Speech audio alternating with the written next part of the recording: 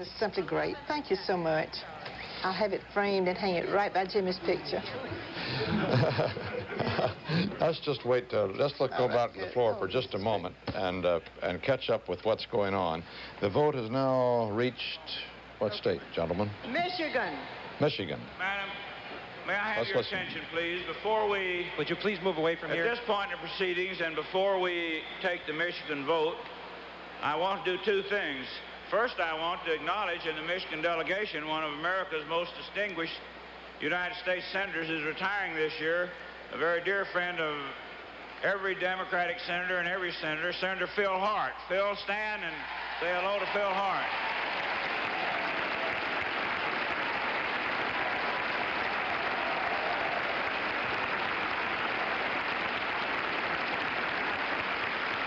Senator Hart has been ill of late, and he is retiring from the Senate this year after years of distinguished service.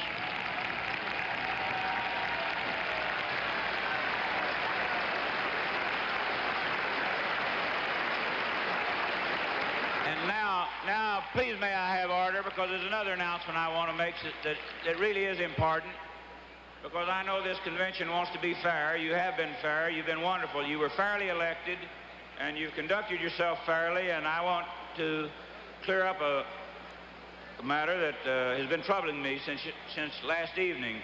Last evening, when the Alabama delegation was recognized, I think the thrust of the remarks of Senator Wilson of Alabama were seriously misinterpreted.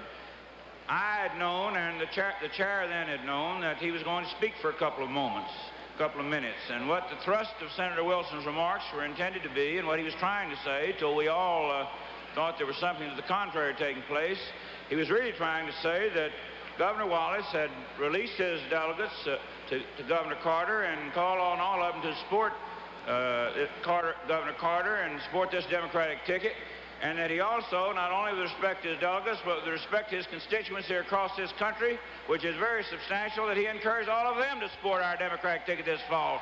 And I'd like to get that on the record. And I'd like to give them the hand on it. The misinterpretation. That's why we're going to be in the White House in November. The misinterpretation was rather a severe one last night, as a matter of fact. So much so that State Senator Robert Wilson, who was booed as he spoke in praise of Governor Wallace, before he ever got around to the point of saying that Wallace, as Bob Strauss just said, wanted his delegates to vote for Carter.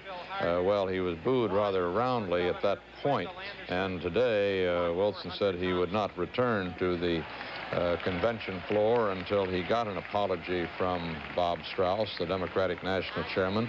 A couple of the members of the Alabama delegation flew on home today, and a lot of others skipped the session this afternoon, although I noticed that most of the Alabama seats seem to be filled tonight. The word must have spread that the apology was forthcoming. One for Governor Anderson and one for Governor Thompson. Senator Mondale has arrived at the Garden.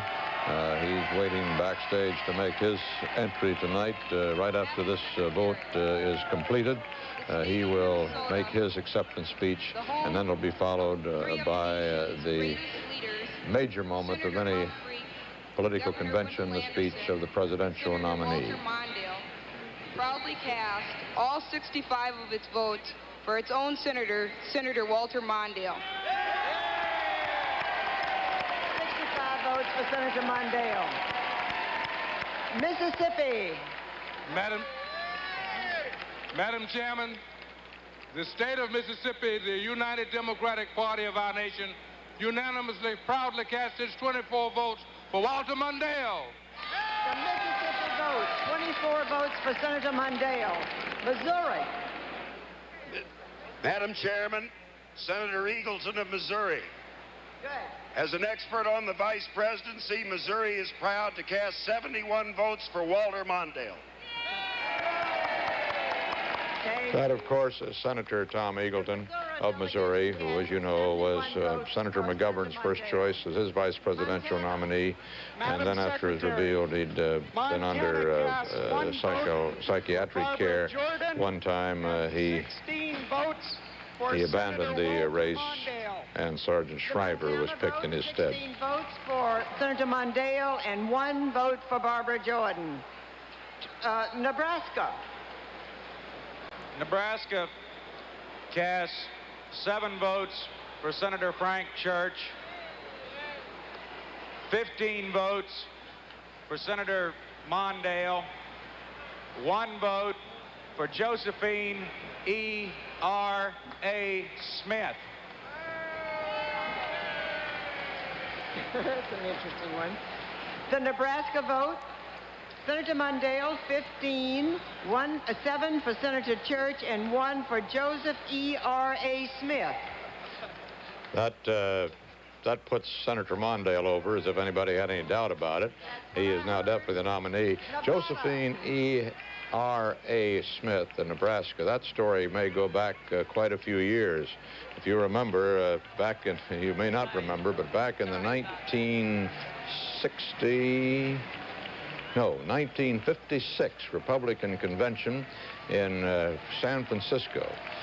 There was absolutely no excitement to that convention, not even for the vice presidential nomination. That was the renomination of Eisenhower and Nixon. And to brighten up proceedings, a gentleman from Nebraska got up and nominated Joe Smith for the vice presidency. Poor Speaker Martin, who was the chairman of the convention, almost gavelled himself into apoplexy trying to find out who Joe Smith was before they finally moved on to the nomination of Vice President Nixon. This is the celebration following the announcement that Senator Mondale had gone over the top.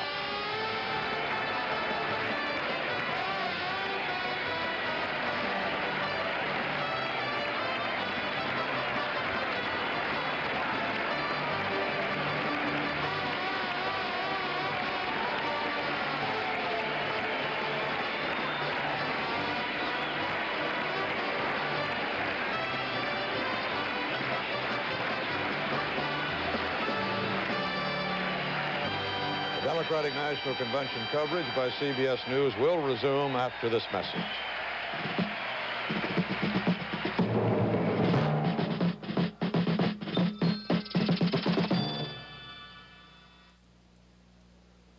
These are the cars that Ford built. They all come with a starter drive that Ford built. Instead of 4 cams, a Ford Motor Company starter drive has 5 cams, so it should last 50% longer. Now, these are the starter drives that start the cars that Ford built. This is a solid-state ignition that comes on the cars that Ford built. Solid-state means no more points, no more condensers. You get a stronger spark for better starting. Your plugs last longer with solid-state ignition that comes on the cars that Ford built.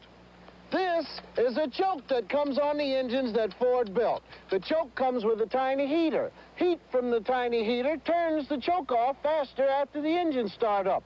Faster the choke turns off, the less pollution there is. These are only some of the things that come on the cars that Ford built. Ford built. That's a lot of things that are good built. It's simple. Ford wants to be your car company. Take a look at people who take Geritol. I watch my health just as carefully since we have our baby as I did before. Now I've got even more reason for taking care of my health. I'm a working mother, and I think a good mother. And taking care of my health sure helps. That's why I get my rest and exercise and take Geritol every day. Geritol. To be sure you get enough iron and some very important vitamins. Take a look at who takes Geritol. Geritol every day. Shouldn't you? Why is Sominex the best-selling sleeping aid in America? Here are some reasons. Because it gives you the help you're looking for, and if a product is good, people buy it. When you have trouble falling asleep, it really works. Because Sominex helps you relax and feel sleepy. Sominex. When you sometimes have trouble falling asleep, let Sominex work for you. Sominex has been a big help to me. There's a demand for a recount. New York is Here at Madison Square Garden, Senator Walter Frederick Mondale of Minnesota has been nominated to be the vice presidential running mate to Governor James Earl Carter of Georgia. The voting continues. It's just that Mondale has gone over the magic number of 1,505, the majority of the delegates at this convention. And I'm here in our CBS News anchor booth with the presidential candidate's mother, Ms. Lillian Carter. And we've got a little film here that I think that you might like to watch with me, Ms. Carter. Because if you really want to know any town, perhaps the best way is through the eyes of a hometown boy. For the town of Plains, Georgia, our guide was a hometown boy who made good, and then better, and now hopes for the best. 3 for whom? Whatever his name is. Plains is a town that consists of a 1/2 mile circle around the depot, railroad depot. This is a total town ahead of us. We have 2 grocery stores and 2 filling stations and a drugstore and a post office and 1 hardware store. That's the total business establishment. This school ahead of us was formerly the all-black school, and now it's completely integrated. My daughter, Amy, is 8 years old, and she goes to school here. Last year, she was in the 2nd grade, and she had 13 white classmates, 16 black classmates, black teacher, white principal. And this is typical. The kids get along well together, and you can see it's well maintained. We never have a problem with a broken window or trash on the grounds. People are very proud of it, and also very proud of the fact that our black and white children go together in harmony. This is a Baptist church here, where I've been a member all my life. Did you have some trouble at the church at one time? Well, yes. During the times when we were having our civil rights debates in the South, the deacons voted unanimously not to let blacks come into the church. And the church conference makes the final decision. We meet once a month in church conference in the Baptist church. So I was at a wedding of one of my first cousins up in North Georgia. And so my wife and I drove back all Sunday morning to get here for the conference. There were about 250 people there, although ordinarily only about 35 or 40 people attend the conference. And I got up and made a speech saying that I thought it was wrong to exclude anyone from church, urging that the church be kept in an integrated status, which it always had been, in that we always welcomed blacks to come and participate in church affairs. But the vote was about 55 to 6. The votes for the receiving of black worshipers was my wife and I and my mother and my children. But I think that we really represented possibly even a majority, because after the vote was over, about 1/3 of those who didn't vote came and said they knew I was right. I grew up about a 1/2 mile ahead of us in a community called Archery.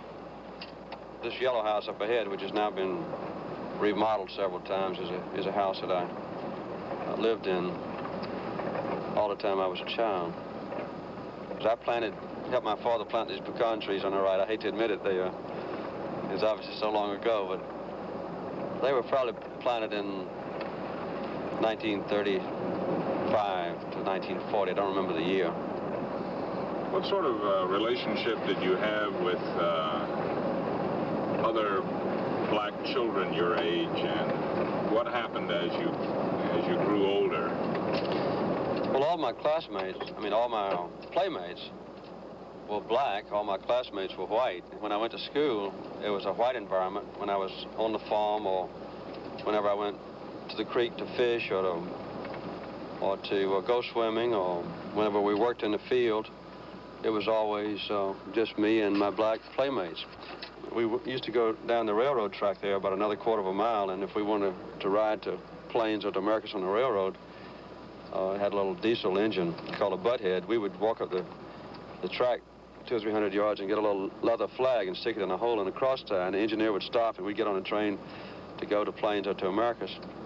And that was the first time I ever experienced segregation, because if I and one of my playmates got on the train, he had to sit in one part of the train and I had to sit in a different one. But then when we got off the train, we got back together. So this was a kind of a subtle thing, but it was understood so clearly that nobody ever questioned it. It was just part of our lives.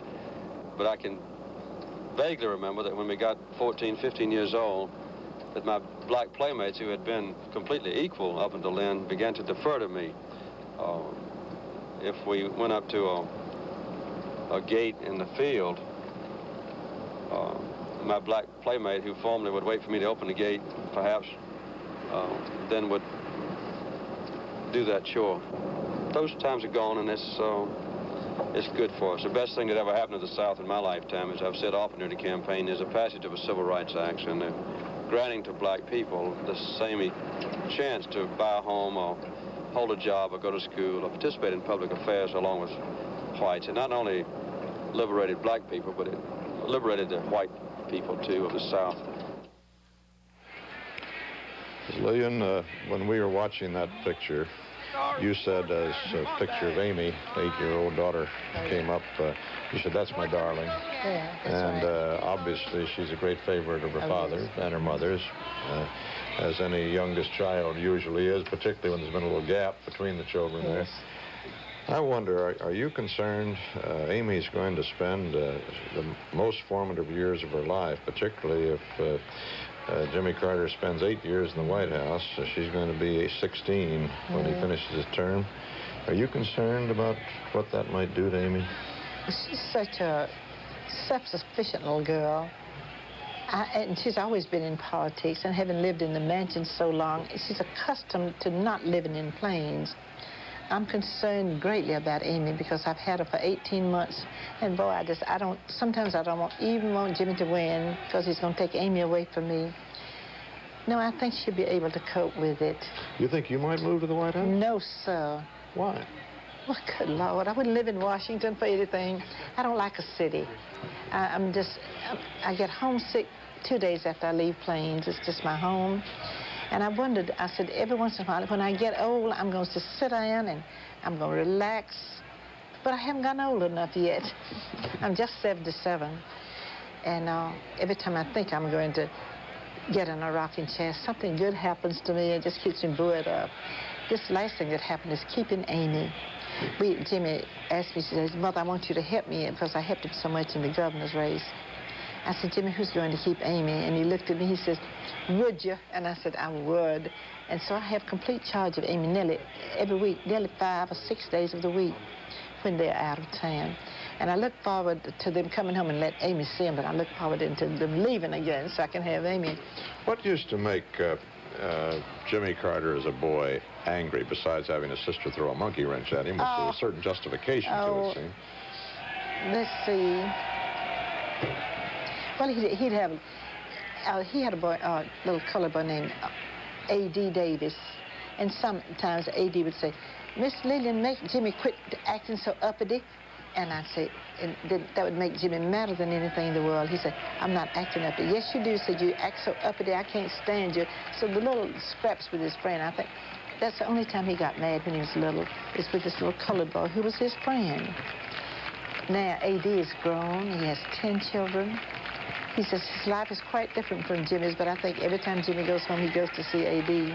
What makes him mad today?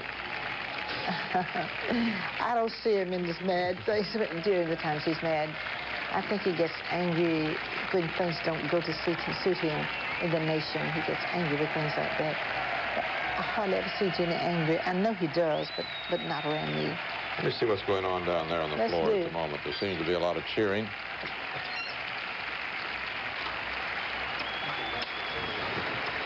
What is that?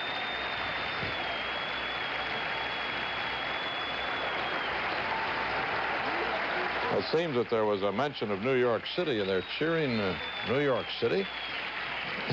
I don't mean to sound skeptical, but that's what was handed me. Looks to me like Texas is the center of the celebration, however. The Texans are holding up some signs, and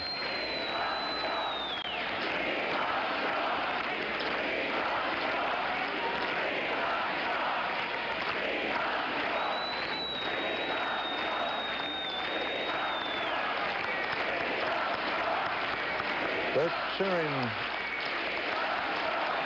They're cheering, "We love New York." Abe Beam, the mayor of New York, has come to the platform and is helping to lead the cheering, but I don't think he started it. I think it started probably in the Texas delegation. You know, there's been a sort of a, kind of a running, almost a jovial feud. But there's the signs Texas holding up. Kind of a friendly feud between the two areas, Texas and New York, possibly because Texas has been gaining so much financial power over the years, a little jealousy. That might have something to do with it.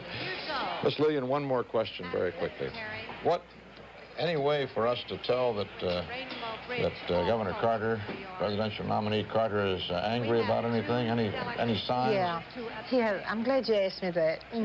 He has a vein. I think it's in his right temple, though it may be in his left. And this vein, you can see it pulsing when he's getting angry or when anything bothers him, especially getting angry. I remember the day in church when they had that little trouble. I looked at Jimmy, and that vein was just, it was just up and down. So I've noticed that ever since he's been a man. We'll keep our eyes peeled for the pulsing vein. Please do. Miss Lillian, thank you very much for being with us up here. Thank you for I'll help you out. I'll help you out. Oh, yeah, with this let's do take it off. Wrong union. I'll be in trouble for that. Thank you very much. Enjoyed it. Bye-bye. Senator Mondale. All right there. Vote for Senator Mondale. Virginia. CBS News coverage of the Democratic National Convention will continue in a moment. This is CBS.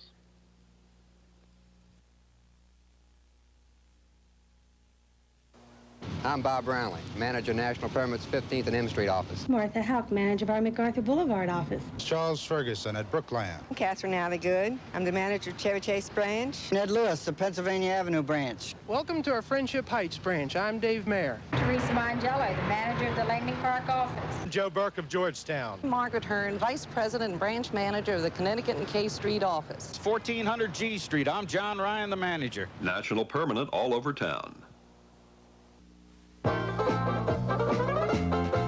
Let's give a great big cheer to the dealer of the year. 1, 2, 3 days to try the car you wanna buy with a money back guarantee. If you're not happy as can be, yes sirree, at Sheets today. Yes sirree, at Sheets. Hooray! Yes, Sheets for beep beep. Gordon Peterson has the last word on the convention after tonight's. CBS News continues its coverage of Campaign 76.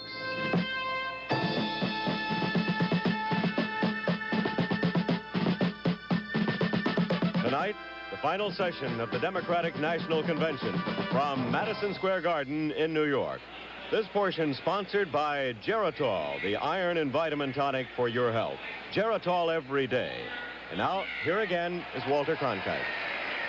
The balloting for the vice presidential nomination is just coming to an end. Let's go back to the podium at this Democratic National Convention. One vote to Barbara Jordan. Which one did she miss? Read again. Read him again. 1 vote for Fritz Efaw. 1 vote for Barbara Jordan. 1 vote for Al Castro. 6 votes for George Wallace. 1 abstention and 58 votes for Senator Mondale. Okay. It's 1 vote for Fritz Efaw, 58 for Senator Mondale, 1 for Barbara Jordan, 6 for Governor Wallace, 1 for Al Astro, and 1 abstention. Wyoming. Secretary, wonderful Wyoming, the equality state, cast 10 votes for Senator Mondale. The Wyoming vote, 10 votes for Senator Mondale. And now for the Democrats abroad. Madam Secretary, Democrats abroad unanimously and enthusiastically cast 3 votes for Senator Mondale and wishes they were a lot more. Thank you so much, Tony. The Democrats abroad cast 3 votes for Senator Mondale. That completes the roll call. Recognize Minnesota. And at this point, I would like to recognize Minnesota.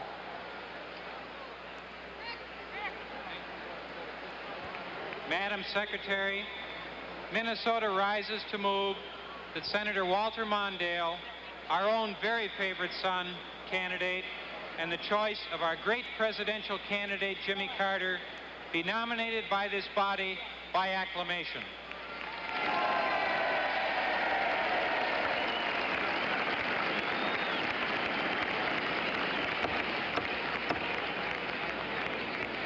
There is a motion to suspend the rules and nominate Walter Mondale by acclamation. All in favor, please say aye. Opposed? By acclamation, Walter Mondale is our vice presidential candidate.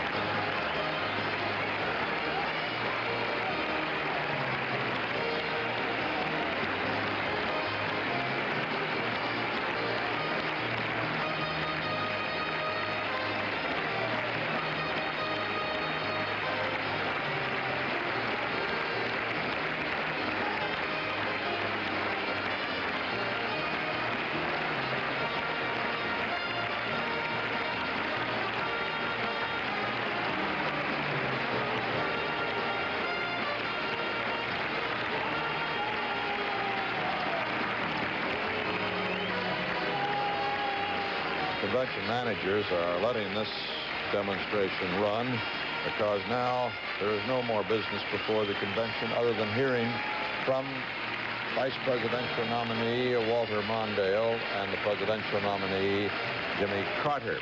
And they're a little bit ahead of schedule. They had planned on bringing Senator Mondale, the vice presidential nominee, on at 9:30. That's another half hour from now. So there's really going to be a little vamping until ready. Besides letting the demonstration run, they'll be presenting some distinguished persons with plaques, some of those who have made particular contributions to the Democratic Party in years past. The Democratic National Convention coverage by CBS News will resume after this message.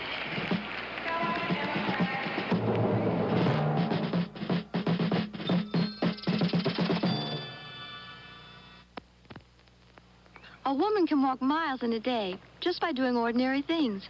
And an ordinary day can make a woman's legs feel tired. But new no-nonsense Comfort Stride pantyhose can help make your legs feel refreshed. It's made with a special yarn that's stimulating and soothing, but it looks sheer and beautiful, too. There's also a ventilated panel, so it feels cool and fits well. New no-nonsense Comfort Stride pantyhose in the silver pouch, so your legs can feel as good as they look. This is Captain Jack Brink. His tummy has acid indigestion. Heartburn. Gas. Unpleasant. Aggravating. So we'll give him Tums. Tums are strong medicine for neutralizing excess acid. Taken as directed, Tums starts working in seconds. If Tums work for Captain Brink, imagine what they'll do for you. Tums worked. He feels better. I feel better. Tums for the tummy. And that's a tummy. Can a Ford Granada match the smoothness of a $12,000 car? A series of test comparisons were made at various speeds and surface conditions between a Cadillac Seville, a Mercedes-Benz 280, and a Ford Granada. Here, over irregularly spaced boards, a vibration recorder took readings. In all tests, the Ford Granada consistently ranked first or second. Granada's base sticker price, under $4,000, excluding taxes, title, and destination charges. See your local Ford dealer. You know, all microwave ovens cook fast, but my new Hotpoint cooks to order. It has automatic temperature control. I simply put this sensor in and order the doneness I want by setting the serving temperature control. When the food's ready, the oven shuts off automatically. You can order beef rare, medium, or well done. Snacks are warmed up, not dried out. Hotpoint's automatic temperature control. It lets you cook to order. And all Hotpoint appliances are backed by Customer Care Everywhere service. Presidential nominee Jimmy Carter leaving the Americana Hotel to come to this convention hall, Madison Square Garden. It's about 20 blocks south of the Americana Hotel.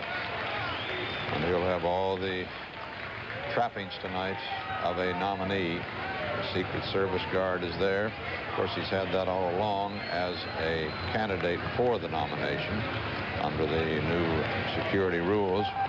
He'll also have a police escort. Shouldn't have much trouble with New York traffic getting to the hall. He'll be here very shortly.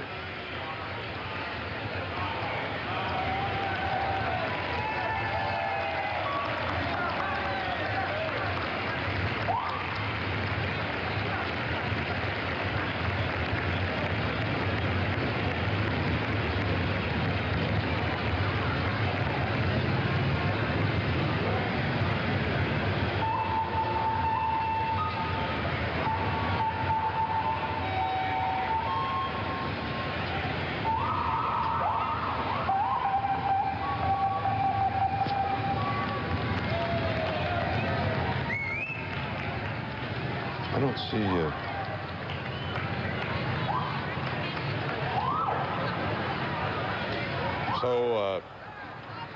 James Earl Carter, Secret Service agents riding on the back of the car, and quite a large entourage,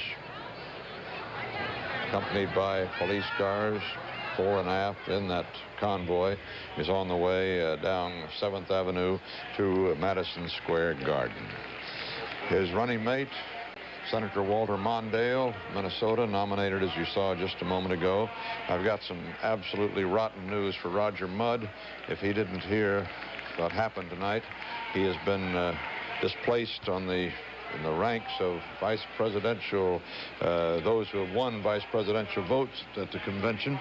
Last year, or 1972, Roger Mudd got a vote for vice presidency. This year, he didn't get any. But our colleague Dan Shore did. Dan Shore got one vote cast by a young delegate from Oregon. The press and the media generally, of course, get a lot of attention at a convention like this because there are more of us, I suppose, than there are anybody else, including delegates. In fact, the Pennsylvania delegation passed a tongue-in-cheek resolution today, whereasing all over the place, and among their whereases were that the press dominates the electoral process, outnumbers the delegates more than 2 to 1, and attracts delegates more interested in media exposure than the proceedings. The resolution passed in the wee hours during a celebration of Carter's victory, therefore, that only the press shall be delegates to future conventions, and that the networks and wire services shall hold the primaries, adding that local media to fill out their delegations. All of this should take effect on a rather significant date, April 1st, 1977. Charles Kuralt wasn't sure, though, that was all in jest. In that crowd back there are one politician, about 20 policemen, and about 500 reporters and photographers. This is a big story. Jimmy Carter is crossing the street. At this moment, the network flash units are reporting to their newsrooms. Jimmy Carter is crossing the street. 100 reporters are scribbling on their pads. Jimmy Carter is crossing the street. And all these cameramen down here are tripping over one another because Jimmy Carter is crossing the street. This is all ridiculous, of course, but there is only one Jimmy Carter at this convention, and there are 10,000 members of the press. And under those conditions, nothing becomes a story. What do you think all these photographers are taking pictures of? Well, frequently of nothing much. And sometimes, of absolutely nothing at all. By our yellow tags, ye shall know us.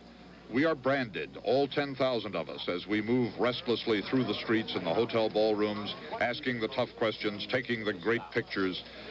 Some of us, of course, are smarter than others. This guy, I thought, was probably the smartest of all. Fast asleep on a ballroom floor. Say it again. Testing 1, 2, 3. Journalism is increasingly an electronic medium, of course. This convention wouldn't work without all the monitors and all the telephones and all the hundreds of miles of microphone cable that are deployed efficiently and smoothly by cool professional technicians to bring you the story. This is a convention of advanced electronic techniques. Since there are 3 journalists here for every delegate, naturally when it comes time to do interviews, there are not enough delegates to go around. The New York Times interviews the Kansas City Star, therefore, and CBS News interviews Mrs. Johnny Johnson of the Athens, Texas Pea Picker. What kind of paper is the Pea Picker? A good time? Fantastic. I've shook hands with Governor Carter and Paul Newman. That was good enough. It makes for a long day interviewing and being interviewed. Well, it's true that if you're on television every day, but we have the satisfaction of knowing that you're getting the story thanks to the press. Sometimes we've had the image. But here is Jimmy Carter speaking to a group of delegates. And why is this delegate, this nice silver-haired lady, scowling this way? Because this nice silver-haired lady who came all the way to New York to see Jimmy Carter and who was invited to this room to see Jimmy Carter hasn't seen Jimmy Carter yet, thanks to the press. Don't feel bad, silver-haired lady. He's down there somewhere, but a lot of us haven't seen him yet either. We have some terrific pictures of one another, though. Walter? Speaking of the press here, and this is a picture at the door where Jimmy Carter will be arriving here at Madison Square Garden. We'll see him coming in a moment. As we wait, let me just tell you this bit of a story, because I started a long time ago this evening. You know, there's a children's newspaper being published these days, and they've got a lot of their young reporters on the floor of the convention. They've got full press credentials, which they're entitled. They run in age from 10 to 13, I'm told. And they had an absolute scoop, no question about it. They said it was going to be Mondale, and they said it 2 days ago. And they said it because the young reporter who got the story, Gilbert Childs, who's a 12-year-old, obviously convinced him the story was true, and the story was based on the fact that Muskie had told friends that when he went to Plains, Georgia to have his interview with Jimmy Carter spent the whole time talking about Fritz Mondale. And it apparently was supposed to, according to young Gilbert Childs' story, have put Muskie's nose a little bit out of joint, and he told some friends about it. The story got around. Gilbert Childs checked it in some other sources, and he came up with the story for the newspaper saying that Mondale would be the man. That was 2 days ago, so we should have been listening or reading. But I found out who Gilbert Childs is. It turns out that he became involved with Children's Express through a friend who's a 17-year-old associate editor of the publication. Gilbert lives in Queens. I hope our recruitment people are listening. Attends Schlesinger Junior High School. He's, at the age of 13, had previous magazine experience. He used to write for Kids magazine. Jimmy Carter has arrived at the hall. That picture you saw a moment ago was the outside of his trailer.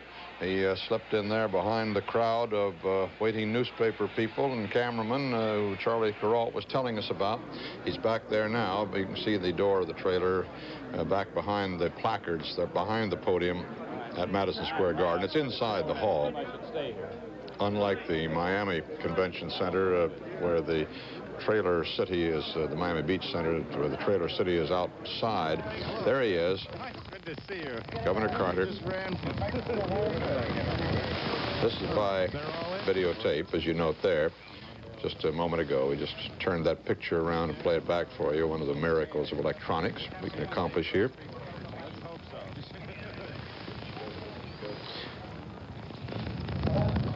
Lest you feel that you're missing anything of great importance out on the convention floor, as we said a moment ago, we're vamping to ready. Well, you can hear him just a minute. Well, I'm sorry. Governor doesn't have any special...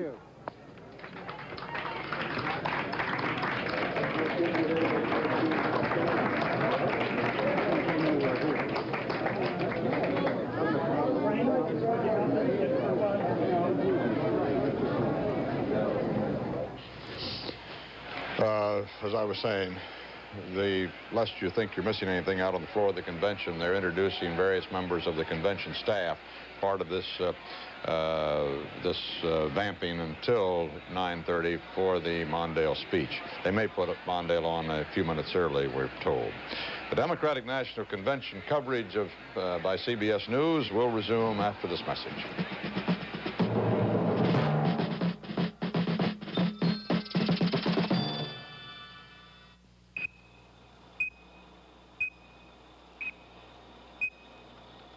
Healthy-looking heartbeat. But not long ago, this man was critically ill, heart disease. He was saved by this, an electronic pacemaker, an example of today's medical technology. And Merrill Lynch sees an extra benefit. New ways to save lives also create growth for America. Here's some of today's new medical equipment. It's meant growth in the electronics industry, pharmaceuticals, computers, dozens of new industries, thousands of jobs, and better medical care. Why this message from Merrill Lynch? We want you to know why we're bullish on America. Think of all the jobs that need doing in medicine, energy, pollution. Sure, they're enormous jobs, but think of the growth when we do them. And America can do them. That's why Merrill Lynch is bullish on America.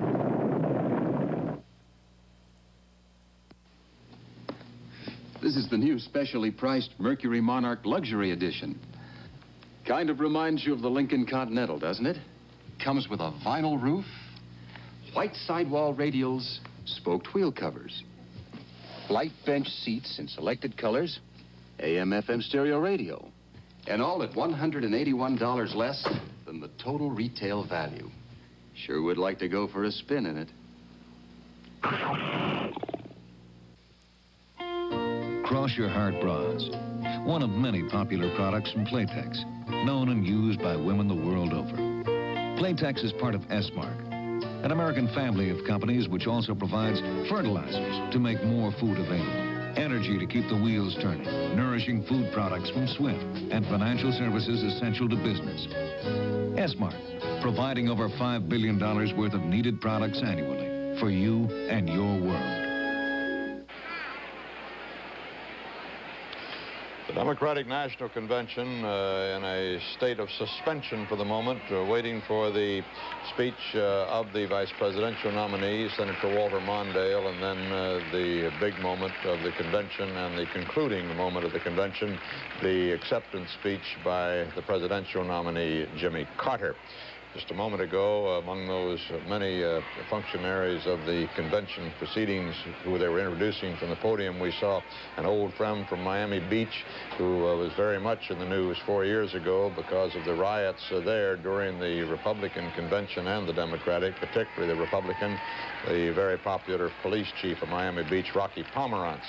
Rocky did such a good job down there, it was felt by those who are interested in law enforcement and keeping order, in placating the demonstrators and keeping the peace, that he has become quite a consultant on that matter. He is a consultant to both the Democrats and the Republicans and has been here in New York helping the New York police keep order, and that hasn't been much of a problem here. They've done an excellent job of it, although the demonstrators haven't given them that much problem. Ed Bradley, who has been following the Carter campaign during the last crescendoing months of it, right up to the victory on June 8th in Ohio, has now moved to the podium, where he'll be reporting on Carter's arrival there in a little while. Ed? Walter, you described the convention as being in a state of suspension. That's about the size of up here on the podium. The tables and all of this electronic equipment has been moved around recently. We've been pushed back against the wall to make room for some more seats here in the front as the various dignitaries are starting to arrive here on the podium. Most of those in this area are Democratic officials from around the country. Mayor Tom Bradley, Governor El Grasso just behind me over here to the left. On the other side, I guess you would call the most honored position. Those are the people I would imagine who will be closest to Jimmy Carter. The people of his inner circle, some of the members of his family. I would imagine just about all 11 members of his family who were out campaigning for him in the last 6 months anyway of his 19-month campaign. His mother, Miss Lillian, is expected to come up with Mrs. Rosalind Carter. We're not sure exactly where they are now. It's interesting to see the shift from one side to the other with so many newcomers coming in on the left-hand side of this podium. Kind of indicative of Jimmy Carter coming from outside the Washington circle, the normal circle for the presidential nominees. There'll be a lot of Georgians on the other side of the podium in the place of honor. Walter? They've just given National Committee Chairman Bob Strauss a huge replica of the convention badge, and the demonstrations going on now is for him. That's Mrs. Strauss with him. Bob Strauss, who came out of Texas some years ago to work on the finances of the Democratic Party and the request of Lyndon Johnson, and who, after the McGovern loss in November of 1972, displaced Gene Westwood, McGovern's choice as the national chairman, as the head of the Democratic Party, and has that was a vote to approve this gift to Mr. Strauss. He has been one of the architects of the unity and the harmony found here tonight, along with Jimmy Carter. They did not work in tandem in achieving that by any means. It is not believed that Carter was necessarily Strauss's choice for the nomination, but he certainly has gone along with it in the interest of the unity of the party. And now it is understood that Carter is going to ask him to stay on as the chairman. Bob Schieffer is on the floor of the convention with New York's Governor Hugh Carey. Bob? Walter, you might be surprised to know that Governor Carey is over in the Texas delegation. You know, the Texas delegation gave a big signboard thanks to New York. They were really doing some PR work there for you, Governor. I was delighted to have the great Texas delegation pay its respects to the great city of New York, and we of the state appreciate that. I'm here to pay honor to Governor Briscoe of Texas and Bob Strauss. Bob Strauss of Texas gave us a chance for this convention. Indeed, many Texans have helped over the years to make New York what it is. I go back to the days of Sam Rayburn. I served in the House with Mr. Sam. He was a great speaker. Another former speaker joined, John Nance Garner, joined with Franklin Roosevelt to get this country back on its feet again in 1932.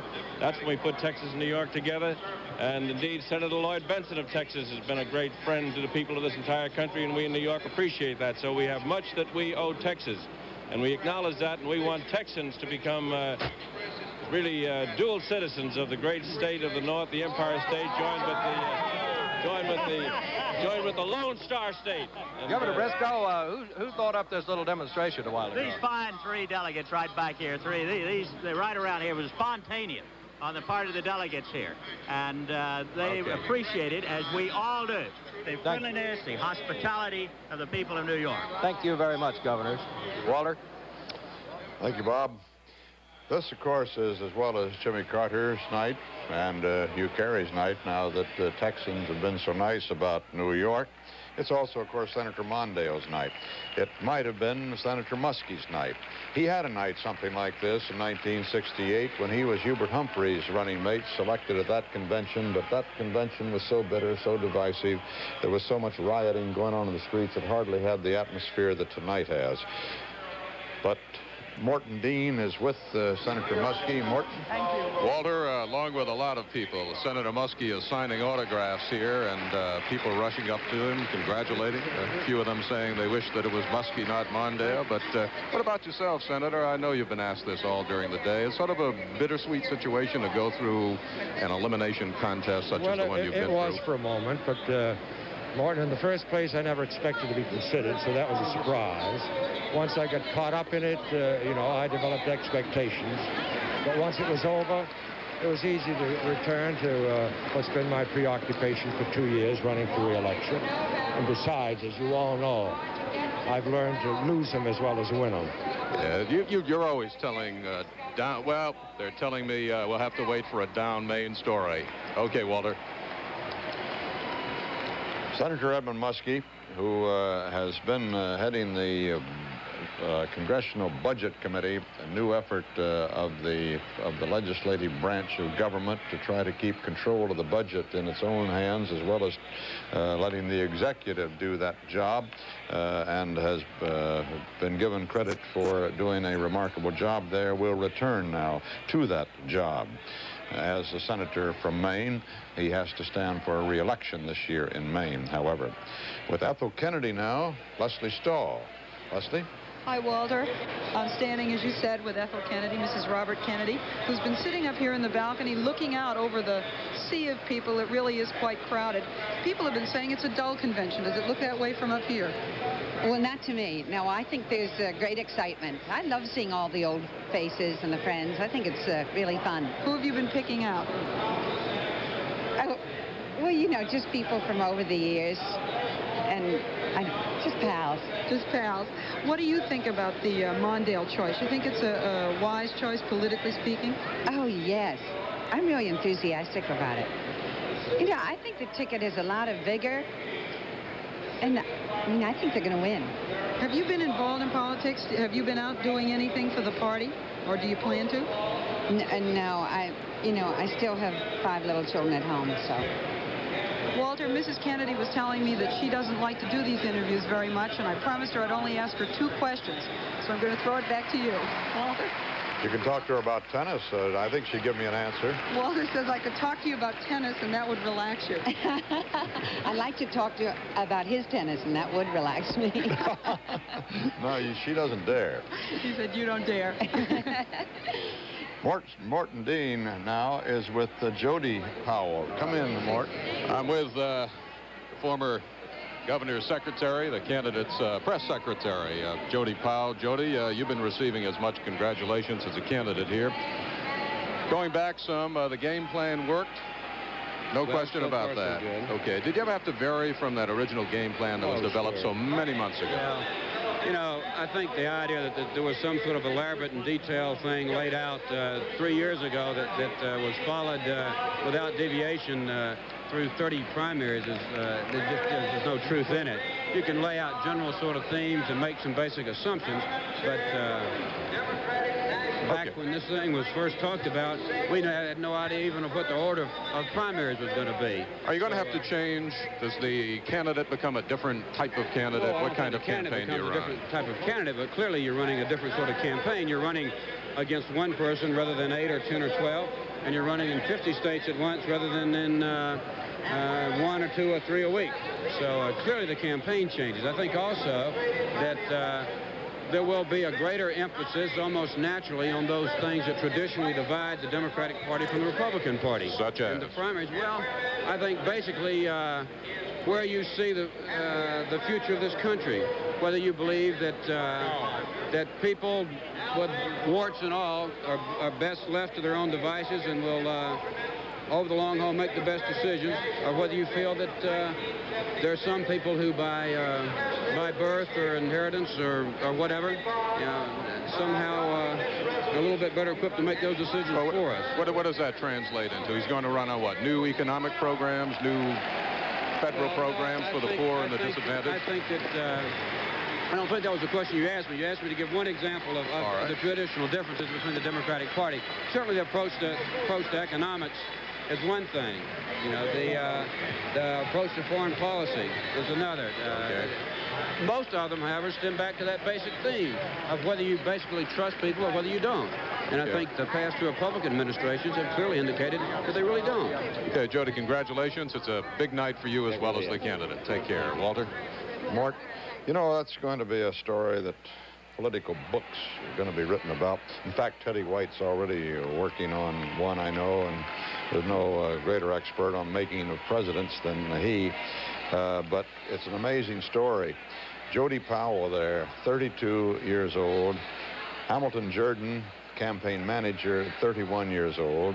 Charles Curbo, chief advisor of the attorney in Atlanta, somewhat older than they are.